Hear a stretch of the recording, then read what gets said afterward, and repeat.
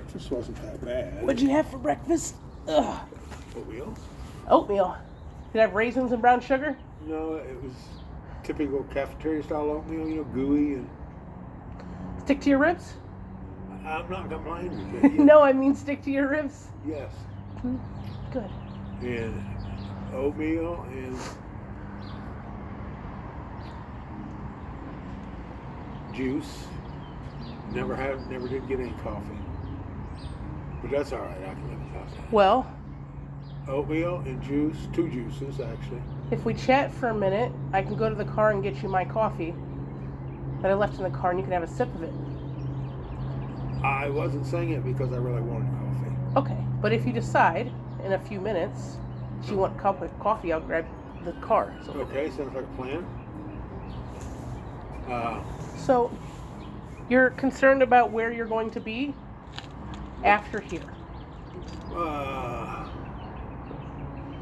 I'm concerned about where I fit into things. Okay. I want to... And I've heard everything you and Mimo have said. About what? That you want me there. You want me part of the family. You are part of the family because you are family. Yes. Okay.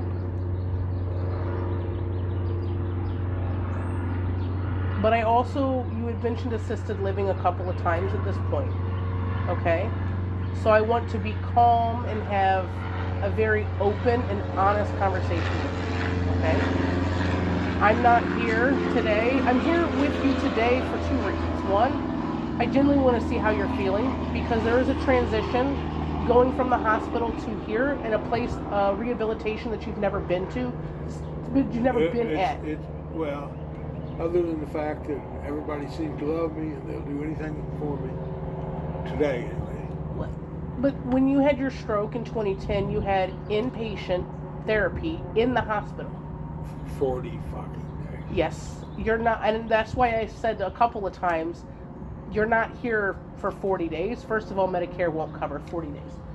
Yeah, I know. Second of all, the goal isn't for you to be here because you're stuck here, okay? So I'm going to go over what I've talked about briefly with the staff Yes. over the last week, and then I'll jump into the next part. But I want to go over a few things with you, okay?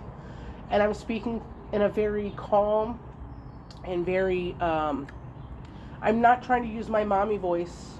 You're not a child. But I tend to fall into lapses of mommy voice because that's part of my personality at this point. Yes. So I don't... Because you're a mommy.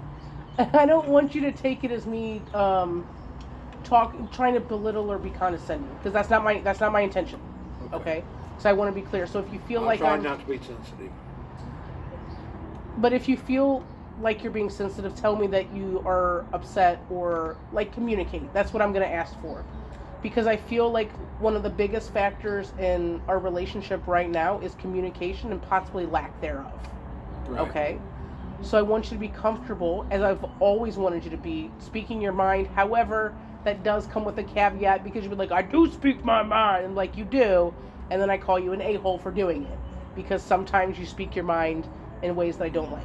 Alright? So I realize there's a balance. The asshole is still there. We have not knocked it Oh, out. Please take this with a grain of salt, but at times you remind me of my brother. Or maybe my brother reminds me of you. Sometimes. You know? I think that might be a genetic thing. I know it is. So. That's what I've said before, 30 years ago. You were Benjamin? I was Benjamin. Makes sense. Total sense, actually. Which is why I know what the little fucking asshole's trying to do. Yeah, that's true. So, from talking with your case manager and the Maddie, who's the assistant, the administrative coordinator here, talking with the nurses, the first thing I did was make sure your medicine was here. Last night, there's a pharmacy in King of Prussia. They don't have, regardless of what we just talked about, all right, let's table that. Yeah, okay, but, can I say Yeah. Because, yes, the pharmacy in King of Prussia is aligned with the hospital has absolutely no fucking alignment with my actual doctors. That's not true. Okay, well, That's not true. Okay. okay. So the pharmacy in King of Prussia received orders from the hospital to make sure you had a set of By medicine. the way, they gave me my I know, your drops. antibiotic called over. They had to break it up.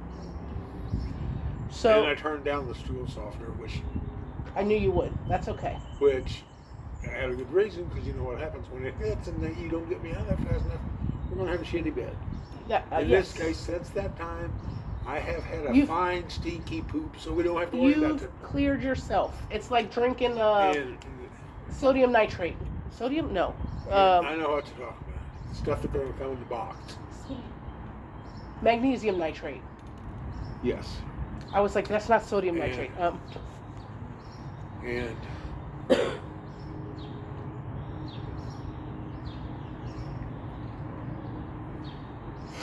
so I'm cleaned out now, which probably will lead to me not thinking I need to pee all the time. Which will help, yes, because they did say the retention might have been due to the constipation pushing on your bladder. Yes, correct. But I had really good guys helping me last night. Men, actually. Yeah, you mentioned a couple of guys. I don't know. I don't remember their names. That's okay. But they treated me very well, very respectfully, and didn't bother them to come help me pee because they knew I wasn't. At first, they always try to do it on my own, and I can't. Yeah, I will try. I will attempt to. Because what's going to happen is you're going to end up with pee all over your floor, and none of us really want that. That's true. So then they finally just came in, and the best guys were the dark ones. You hear that, right? Cuban. I assume it's Latino music, but I can't tell the words. I just hear the sound. We were just in it for the effect anyway. But anyway, they treat every time I ring it. You know, at first it was the girl, Megan, I think her name was, and I could tell she was getting really aggravated, and she had to keep, you know. And I tried one. I don't think that. I think it's all in my head. no, that's not really what I was gonna say. I was just gonna say A whether. lot of it's in my head. Not also what I was gonna say. Whether or not Megan was frustrated, it's her job, so it doesn't really matter. Okay. True. So that being said, I So think sometimes you have to be patient with your perception of what you. There's something called the looking glass self theory. You know, like Alice in Wonderland, the looking glass, like a telescope, like a. Actually, it's just a mirror. Yes. So I watched both those movies recently. Oh, I love those. I haven't movies. watched the Johnny Depp things. Oh, but there's a story. There's a story. Hold on. There's a book. It's called The Looking Glass. Okay, and there's a theory, a psychological theory called the Looking Glass self theory, which is stated simply as I can put it as this: you behave how you believe other people see you. Meaning, if you believe Megan was frustrated, your interaction with Megan is going to be based on the belief that she is frustrated. Okay? Yes. So, in life, we all perceive things based on how we believe other people's interactions When we are. really don't know how they feel at all. Because the easiest way to understand how somebody feels, you're cold now, right? Yes. Back to the sunshine? The easiest way to understand how someone feels is to talk to them and have a conversation with them, right? The people don't always have time for that. Yes, but we make time to talk to the people we love.